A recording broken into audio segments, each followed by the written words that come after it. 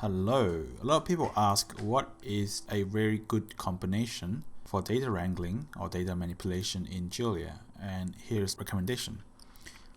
Data frames meta, data convenience by exporting this macro and filter, or if you like just using data convenience is good as well, but I just want to show you that I only want to use these two from data convenience. So the example I'm going to use is basically an example I found in Sparkly R's tutorial using R core, and basically the dataset is not available in Julia, so I will just call the R macro to grab the dataset from R, and this is the dplyr code to manipulate this table into another data frame.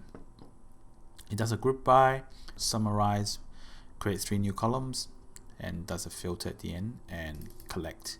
So let me just run that, and I'll use the rget macro to get these tables from R and put them into Julia.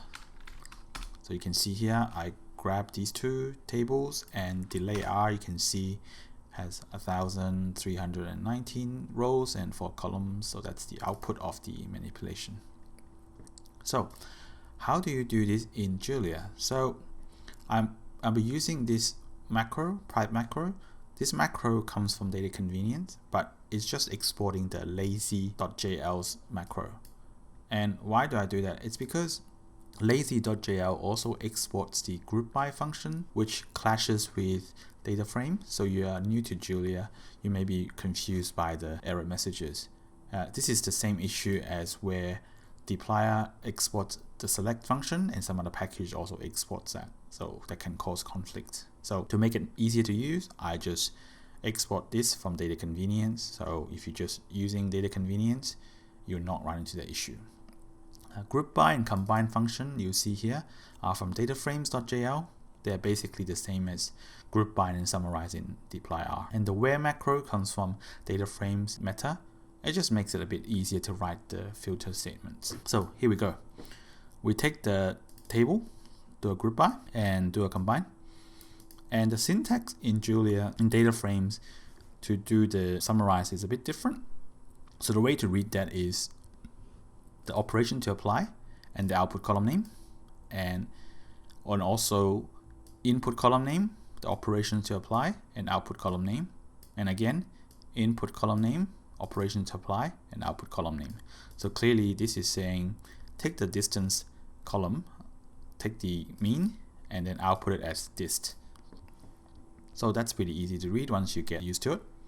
And the where clause is basically where count greater than 20, and the count is here, and this is less than 2000, and not is missing. It's the same as not is NA in R. And also you see that there's a sprinkling of dots everywhere, and that's because Julia by default is basically using arrays, and to broadcast the conditions you need to use this dot syntax to say apply this to every element in the array, whereas in R this is more or less automatic. Another way to achieve this in Julia is to use the pipe package, which exports the pipe macro.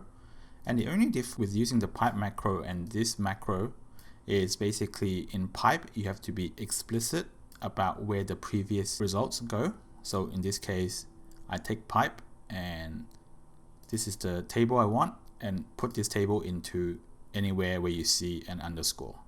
Also you need to chain all the operations up using this operator here, whereas in here you just say begin and end, and then inside begin and end you just use the lines to delimit your code, your operations.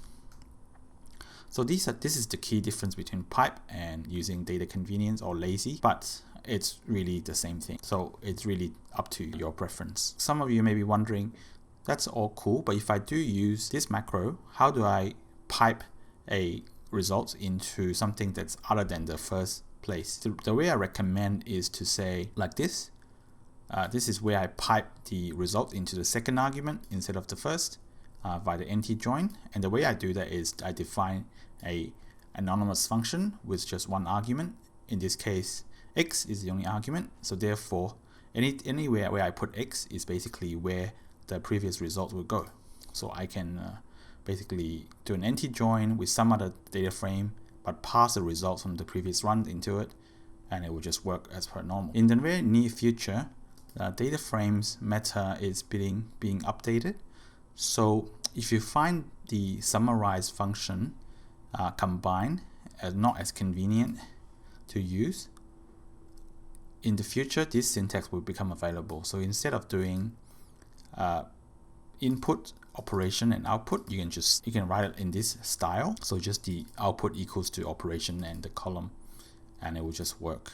Actually, you need to probably indicate that you want to apply it to the column by putting a colon before it. Right. Hopefully that will be a useful intro for you. Bye.